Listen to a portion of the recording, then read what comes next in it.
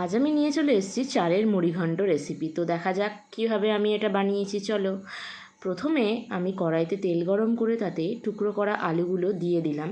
সেগুলো আমি সামান্য নুন দিয়ে অল্প করে ভেজে নেব। খুব ডিপ লাল করে ভাজার দরকার নেই, ঠিক এইভাবে হালকা লাল করে ভেজে আমি তুলে নেব একটা পাত্রে।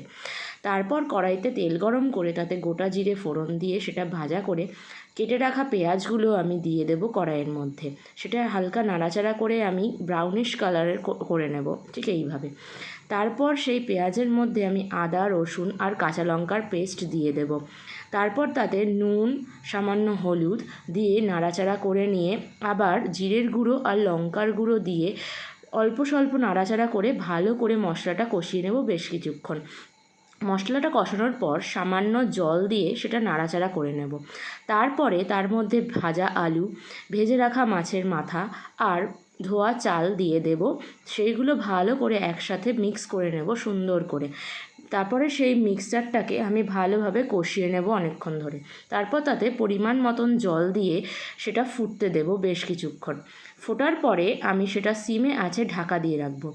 তারপর ঢাকনা খুলে হয়ে গেলে আমি শাহি গরম মশলা দিয়ে সেটা পরিবেশন করব গরমা গরম। আমাদের এইবারে মুড়িঘণ্ট তৈরি হয়ে গেল। ভালো লাগলে অবশ্যই লাইক করো আর আমার চ্যানেলটিকে সাবস্ক্রাইব করো।